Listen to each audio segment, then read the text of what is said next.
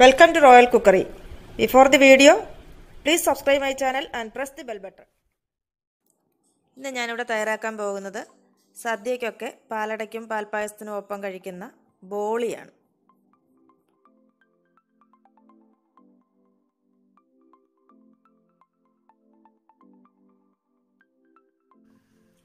ബോളി ഉണ്ടാക്കാൻ ഇനി എന്തൊക്കെയാണ് ആവശ്യമെന്ന് നോക്കാം. ഇതിന് ആവശ്യമുള്ളത് കടലപ്പരിപ്പ്, ഗോതമ്പ് പൊടി, മൈദ, ശർക്കര, അല്പം ഏലക്കാപ്പൊടി, ചുക്കുപൊടി, ജാതിപത്രി പൊടിച്ചു. ഇതിൻ്റെ അളവുകൾ നോക്കാം. കടലപ്പരിപ്പ് ഏത് കപ്പിലാണോ നമ്മൾ എടുക്കുന്നത്, ഏത് പാത്രത്തിന് കടലപ്പരിപ്പ് എടുക്കുന്നോ, ഇപ്പോൾ ഈ കടലപ്പരിപ്പ് ഞാൻ 1 കപ്പാണ് എടുത്തിരിക്കുന്നത്. ഞാൻ എടുത്തിരിക്കുന്നത് ഈ കപ്പിനാണ്, 1 കപ്പ് കടലപ്പരിപ്പ്.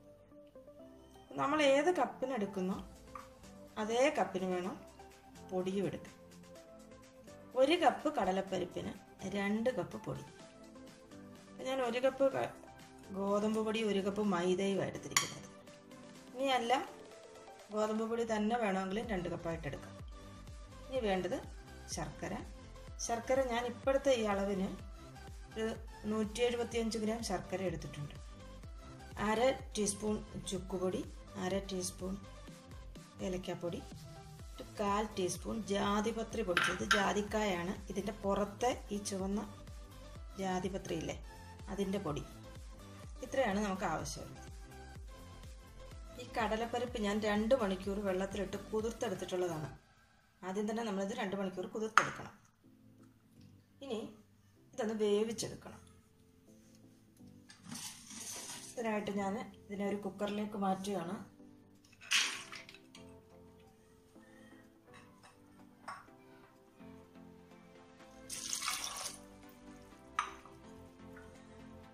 ഒന്നര കപ്പ് വെള്ളം കൂടി ഒഴിക്കുക. ഒരു 4-5 വിസിൽ വരുന്നത് വരെ ഇത് വേവിച്ചെടുക്കുക. ഇനി നമ്മുടെ കടലമാവ് വേകുന്ന സമയം കൊണ്ട് നമുക്ക് ഈ ഗോതമ്പ് പൊടി ഒന്ന് കുഴച്ച് വയ്ക്കാം. ഗോതമ്പ് പൊടി മൈദാമാവും ചേർത്തിട്ട് ഒന്ന് കുഴച്ചെടുക്കാം. ആവശ്യത്തിന് ഉപ്പ്. ചപ്പാത്തിയുടെ മാവിൻ കുഴയ്ക്കുന്ന അതേ പരുവത്തിൽ നിന്ന് കുഴച്ചെടുക്കാം.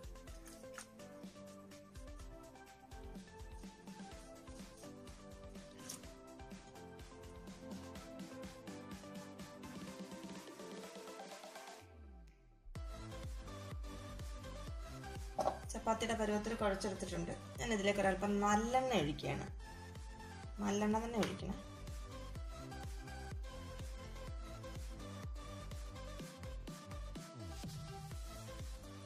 ഇതിനെയും കുറച്ച് നേരം നമുക്ക് ഇവിടെ അങ്ങോട്ട് മാറ്റി വയ്ക്കാം. ഇനിയും ചെയ്യാനുള്ളത്, നമ്മളെടുത്ത് വെച്ചിരിക്കുന്ന ശർക്കര ഇല്ലേ, അത് ഒന്ന് ചീകി എടുക്കണം. ഇത് നമ്മൾ ശർക്കര ശരിക്കും ഉരുക്കിയല്ല എടുക്കുന്നത്, ചീകിയിട്ടെടുക്കുക. ഇങ്ങനെ ചീകിയെടുക്കുക. ഒട്ടും അഴുക്കൊന്നും ഇല്ലാത്ത ശർക്കര വേണം എടുക്കാൻ.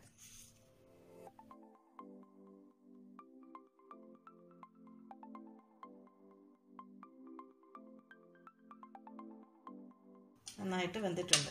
ഇതിനകത്ത് ഒരല്പം വെള്ളമൊക്കെ ഉണ്ട്. നമുക്ക് ഈ വെള്ളം അങ്ങ് ഒരു അരിപ്പയിൽ കൂടി അരിച്ചകളയാം.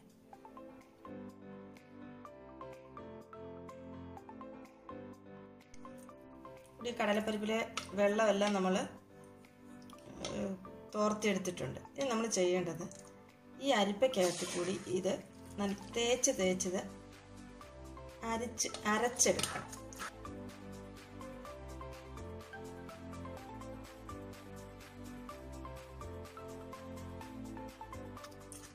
അല്ലെങ്കിൽ മിക്സിക്കകത്തിലിട്ട് നന്നായിട്ട് അങ്ങ് അടിച്ചെടുത്താലും മതി.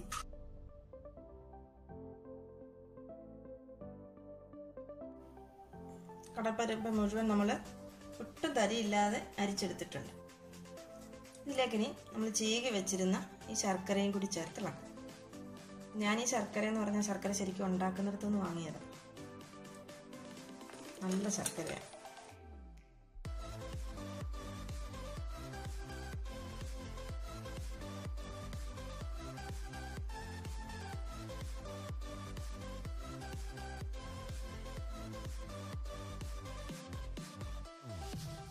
മിക്സ് ചെയ്തിട്ടുണ്ട്. ഇവിടെ ഞാൻ നോൺ സ്റ്റിക്കിൻ്റെ പാന് സ്റ്റൗവിൽ വെച്ചിട്ടുണ്ട്. അതിലേക്ക് 1 ടീസ്പൂൺ നെയ്യ് ഒഴിച്ചു കൊടുക്കും.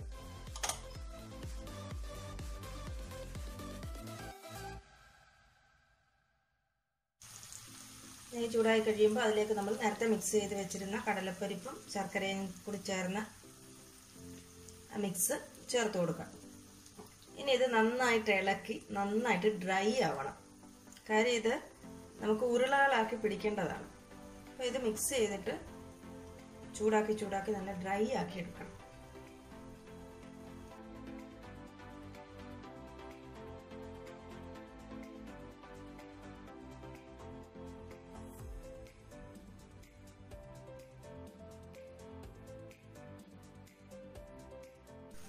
ശർക്കര അലിഞ്ഞു കഴിയുമ്പോൾ ഇതൊന്നുകൂടി വെള്ളമാകും.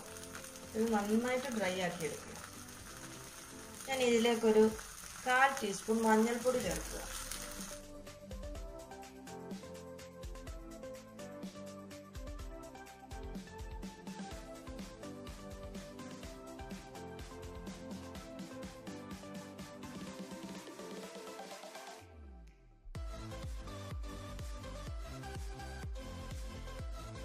ഡ്രൈ ആയി വരുന്നുണ്ട്.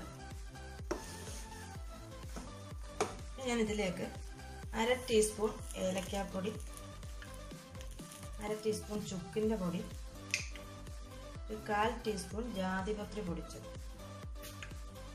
ഇത്രയും കൂടി ചേർത്തൊന്ന് മിക്സ് ചെയ്യാം.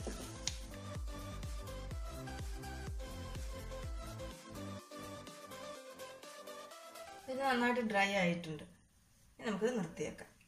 അപ്പോൾ നമ്മുടെ കയ്യിൽ ഉരുട്ടത്തക്ക വിധത്തിൽ അത്രയ്ക്ക് ഡ്രൈ ആയിട്ട് വേണം ഇതെടുക്കാൻ. ഇപ്പോൾ നമ്മുടെ ഗോതമ്പും കടലമാവും റെഡിയാണ്. കടലമാവ് നമ്മൾ ഉരുട്ടി ഓരോ ബോളാക്കി എടുക്കുക.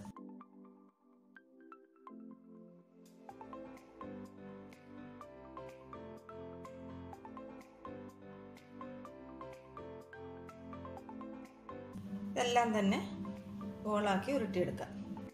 ഈ കടലമാവിൻ്റെ ഉരുളകൾ എത്ര എണ്ണം ഉണ്ടായിരുന്നോ അത്രയും തന്നെ ഈ ഗോതമ്പിൻ്റെ ഉരുളകളും ഉണ്ടാക്കണം.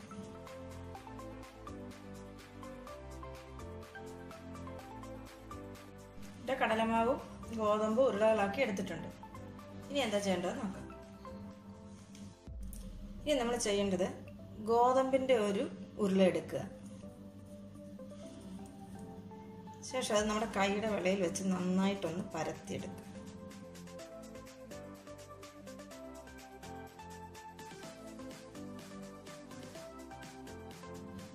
പരത്തിയതിന് ശേഷം കടലമാവിൻ്റെ ഒരു ബോൾ എടുത്ത് ഇതിനുള്ളിലേക്ക് വെച്ചിട്ട് ഗോതമ്പിൻ്റെ മാവ് കൊണ്ട് പൊതിഞ്ഞെടുക്കും.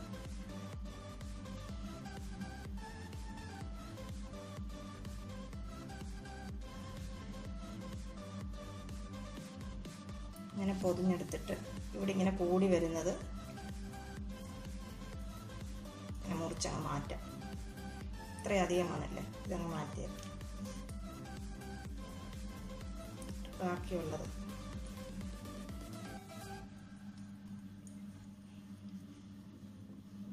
നന്നായിട്ട് ഉരുട്ടി ഒരു ബോളാക്കിയെടുക്കുക. 2 ബോളും കൂടി ചേർത്തിട്ട് നമ്മൾ ഒറ്റ ബോളാക്കിയെടുത്തു. പിന്നെ എല്ലാം നമുക്ക് ഇങ്ങനെ ആക്കിയെടുക്കാം. എല്ലാ ബോളുകളും ഞാനിവിടെ ഉരുട്ടി എടുത്തിട്ടുണ്ട്.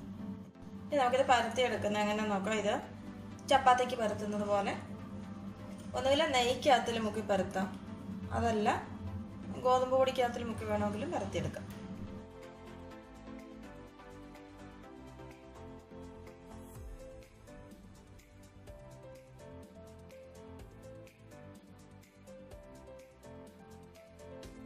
വളരെ നൈസായിട്ട് പരത്തിയെടുക്കണം.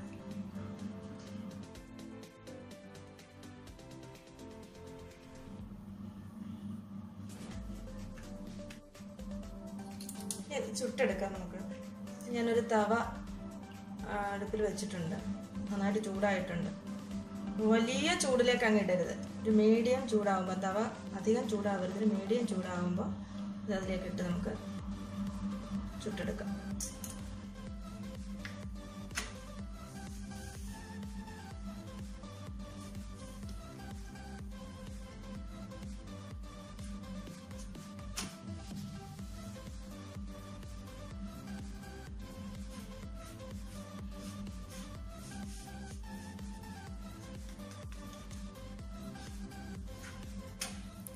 ഇതിൻ്റെ രണ്ട് പുറത്തും അല്പം നെയ്യ് തേച്ച് കൊടുക്കണം.